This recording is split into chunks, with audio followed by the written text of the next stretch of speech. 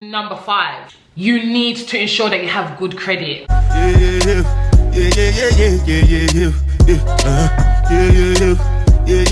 It's Feefee Daisyyy and I'm back again with another video. Hi guys, thank you so much for tuning back into my channel. I hope you all have had a blessed week.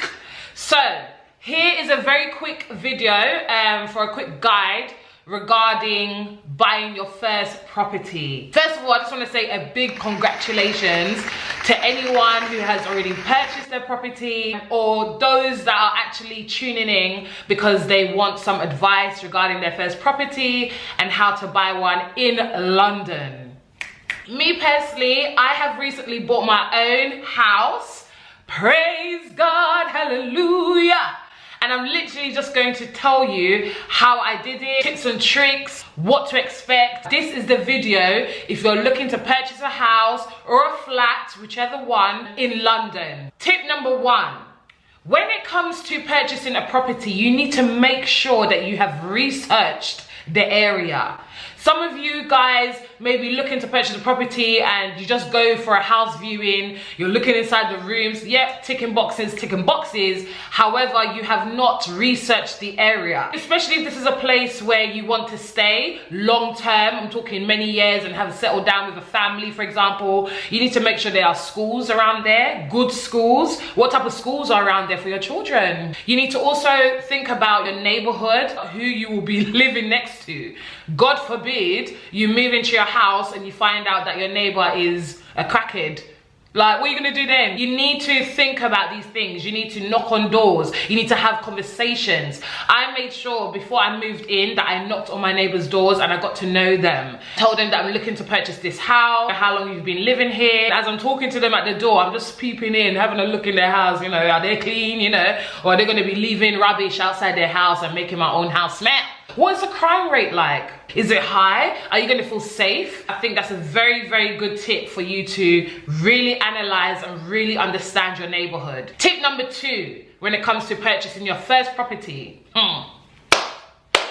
If you don't know how to save money, and you don't know how to save money, if you don't know how to save money, forget it. It took me 2 years to save enough money for the deposit for the house. 2 years. This is not something that you rush. Just because so many people out there are buying their own property, or they're renting, or they're moving out, it doesn't mean that you also need to rush. You know, it takes time, especially if you're trying to look for your perfect home. How did I save? There was so many different ways. Literally, my 9-to-5 job right now, I wouldn't say if I saved that alone, I would have saved enough money. You need other streams of income. Fact. So think about the things that you like to do. I love to bake. So I literally used to bake, yeah, because my name is Peter Pan, that's why I'm saying bake.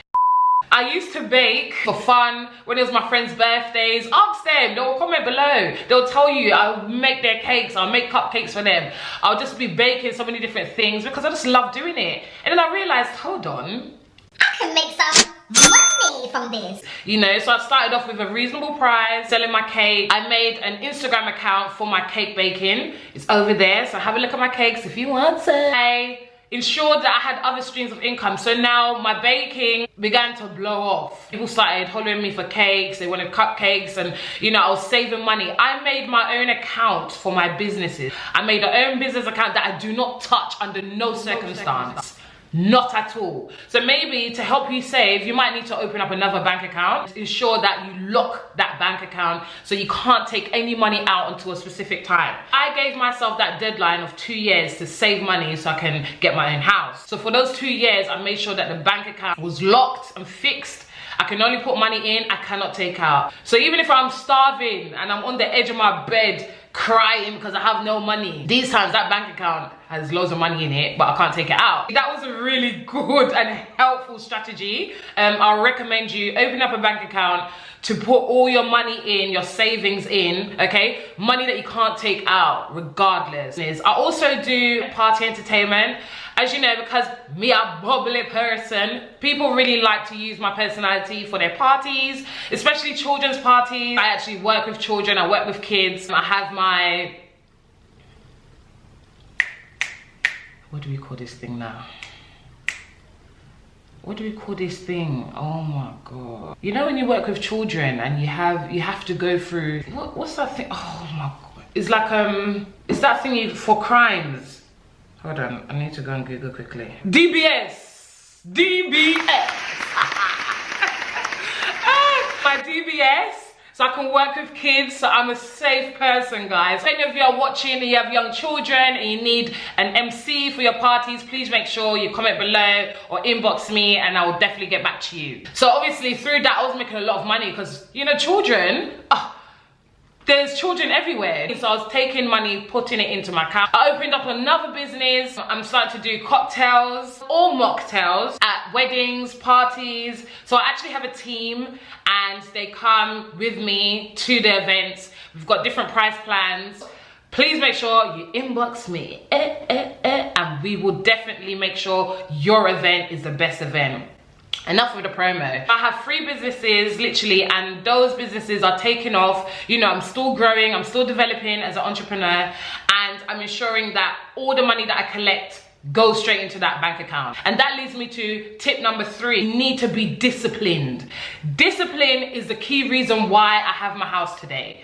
If I was not disciplined and I just spent money carelessly, I will not be in this property. Please ensure you have enough money to spend for yourself. If you have enough money to live off, then you don't actually need to be dipping into your savings like that. So you need to be realistic with yourself. How much do you spend every week? How much do you spend every month on food, on clothes, or whatever it is? And you need to start giving yourself a tight budget now. I fell out with so many people because I wasn't able to attend their events. I wasn't able to go to birthday dinners at expensive restaurants. In terms of spending £80 for dry chicken, like, I'm not doing that because I know that I have goals. Do you understand? And yes, during a time like this, when you're trying to save money and you are trying to buy your own property, you are going to lose a lot of people. But don't worry.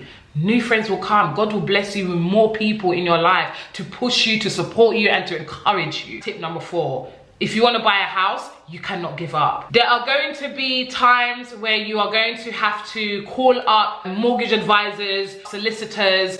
You're going to be on the phone 24/7. People are not going to be telling you the things that you want to hear. But that does not mean that you give up. There are going to be times where you put an offer in for a house. Really felt like that was your home. You felt like this is somewhere where you can reside in and you're really, really excited. And then you get a phone call to say, sorry, they found someone else.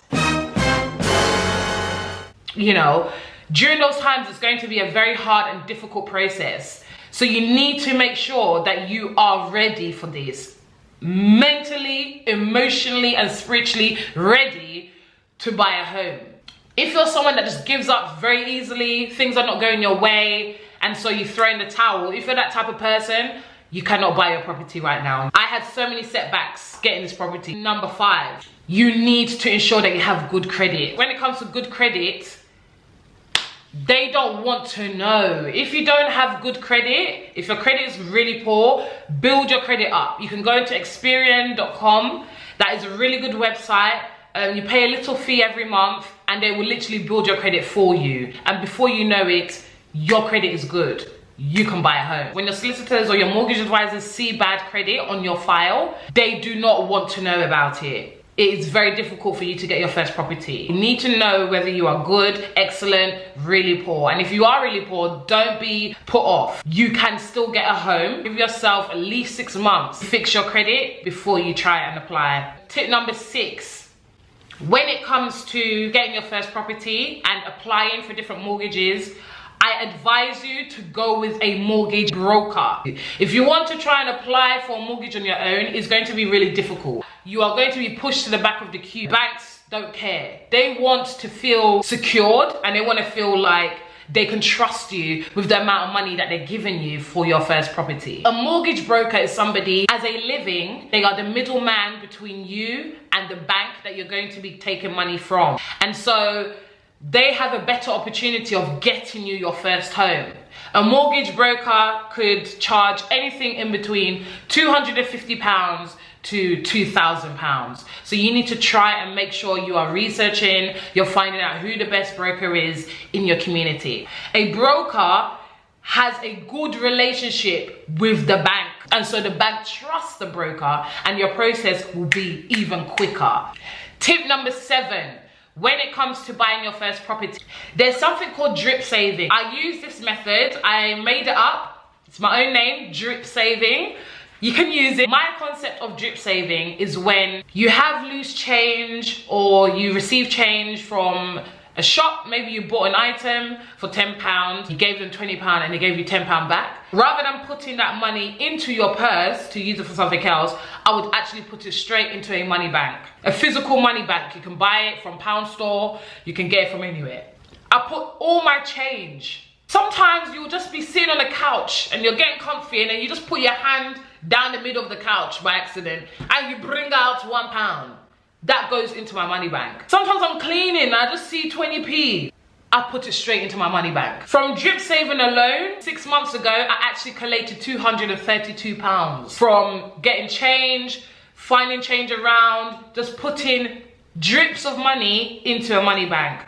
That helped me towards my deposit. It may sound small, but actually at the time when you need to give money and you need to put a lump of money down, every penny counts. Tip number 8. When it comes to buying your first property, it's very important you understand the process between you and the person that you're trying to buy the house from. You have a solicitor and let's say the estate agent, or if you're buying directly, privately from someone, a landlord, they have their own solicitor. You need to be filling out forms. They need to be filling out forms. You swap. That swapping process can take in between 3 to 7 months. Mine personally, it took me 4 months for that swap of contracts. You must not buy any furniture until you have swapped contracts. Until the contracts have been signed, do not buy furniture. There has been occasions where people have started to buy their dining table, TV, beds, and then it declined. And so they now have all this furniture with no home. Wait for it to be official, please. Tip number 9. Wow. Tip number 9. Sorry. Tip number 9. You must make sure when it comes to purchasing your first property, if you are doing it as a couple, you need to ensure that you both put down money for a deposit so that you can have equal shares. There's something called equal shares, and it means that you are in a joint commitment to this property. You both own 50%, 50%. So if anything happens, God forbid, if you break up or whatever it is, okay, when it's time to sell the house, if the house costs 200,000, you will get 100,000 and your partner will get 100,000 regardless. If they are not putting in equal amount as you have another thing called tenants in common. So let's say, for example, I put down 80% of the deposit and my partner puts down 20% of the deposit. I can actually put down, I want to own 80% of the house while my partner owns 20% of the house. We call that tenants in common. It's unequal shares of the property. There are ways about it. If you are someone who's looking for your first property, London is really expensive and quite a lot of my friends at the moment are actually looking into getting a property with another friend or with a family member, like their sister, for example, and that's totally fine. You guys can definitely do that. You know, find a nice 2-bedroom property, get yourself onto the ladder straight away. And when it comes to sell, you can earn a lot more and you can buy your own separate houses. That's absolutely fine. Just make sure you are writing the contract down as tenants in common. If you're not putting equal shares in, there is no reason why the other person should be getting 50% of your house. I don't understand. It doesn't matter, family or no family. Don't mix business and pleasure. Don't mix them together. Be smart. Someone has spoken to me and told me about the fact that they want to purchase a property with their friend. However, their friend is not putting anything down, but they need his salary in order to get the property. I know how tempting that sounds. Just be you living in a property, but you're just using your friend's details to get your house. However, that would be the biggest mistake you could have ever made. The biggest mistake. Anything can happen. Even though you may trust that person, even though that thought does go through our head and we are human, you need to make sure that everything is legal. You cannot, under any circumstance, put someone else's name on your property when they do not own anything of it. Rather sit back, wait, be patient for your time. Don't rush anything. Tip number 10. When you get to your first property, enjoy it. I know it sounds so cliche. There's been many cases where people have bought their first property and they are so stressed out. They're trying to sort out the Wi-Fi. They're trying to sort out, you know, their furniture. They want the sofas to come tomorrow. Enjoy the process. You have bought your first property. Honestly, well done. For those who are looking into it right now, remember that this is something that's going to happen. So please make sure you do not pull yourself down. Do not get tired. That property is yours. I just want to say it was really encouraging to have so many friends and family support me through the process of getting my first property.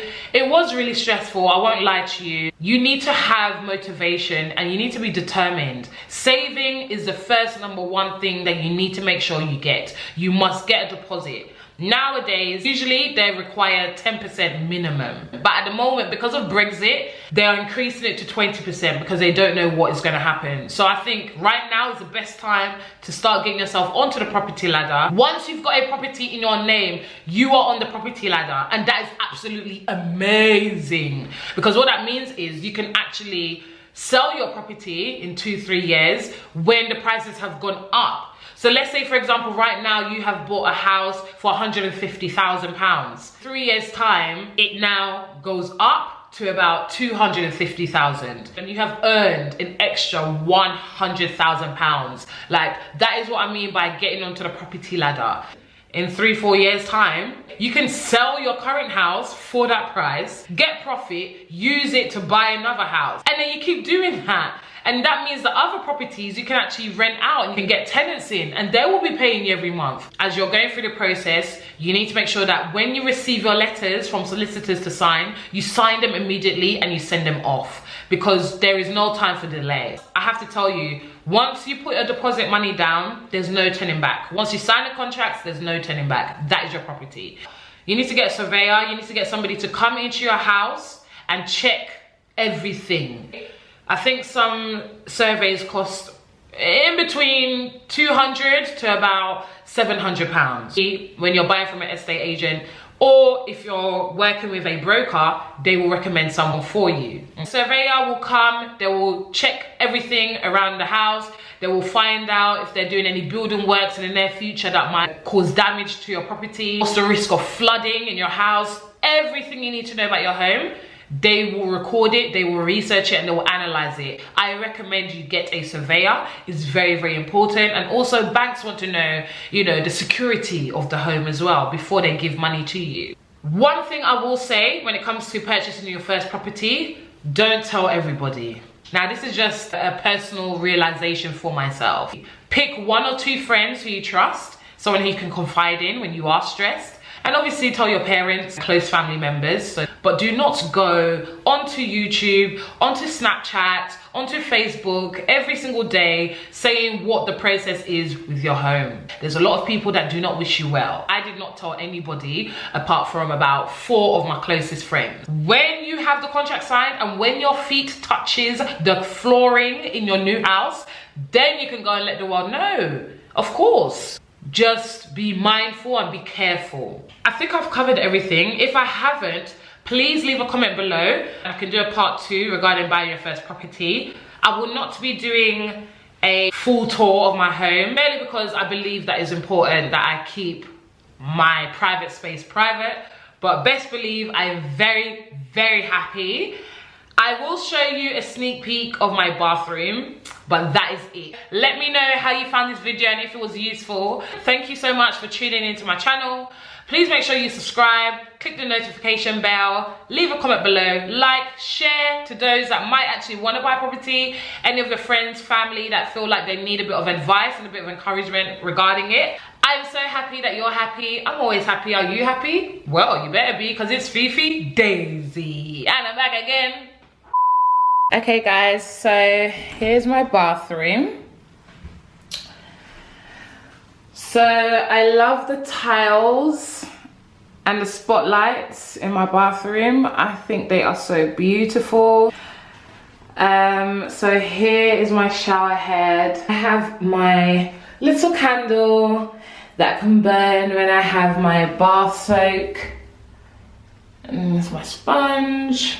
This is the soap that I use. Dove is so nice. Pistachio cream. Oh, it's the best. So initially I wanted like shower curtains, but I love the fact that this is a clear mirror.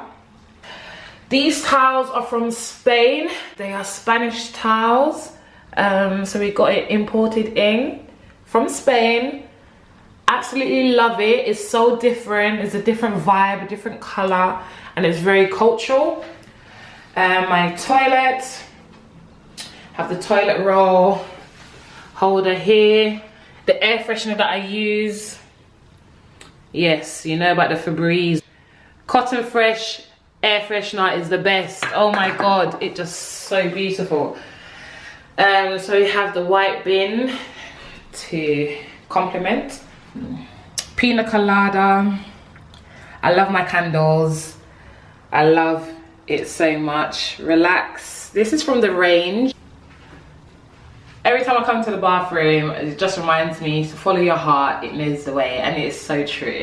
We have my towel. I think I need to change the color.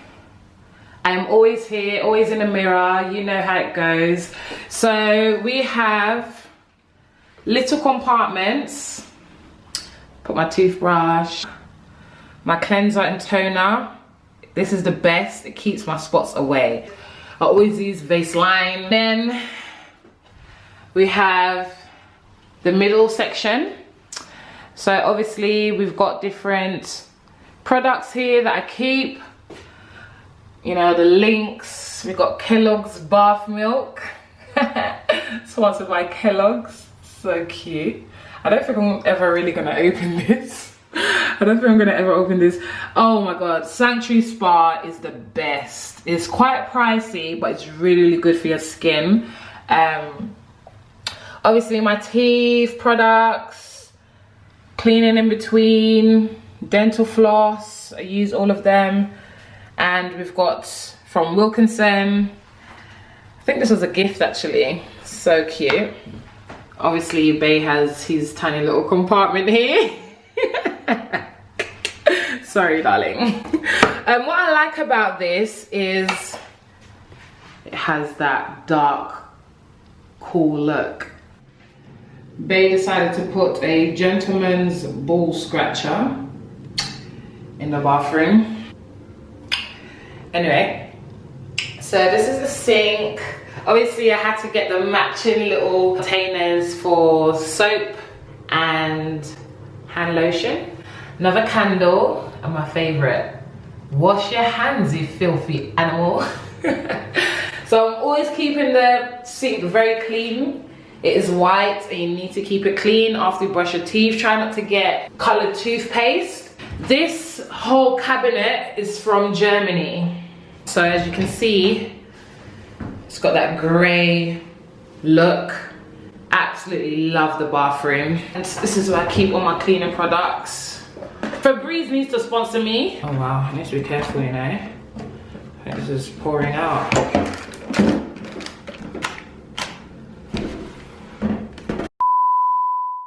So guys, obviously my whole house is so beautiful like this. I couldn't be so happier. You're going to be stressed, you're going to have days where you don't want to be involved at all, but I'm telling you now, it is totally worth it. You continue to work hard, persevere, push yourself, save your coins, make your coins, buy your house. It's Feefee Daisyyy, and I'm back again.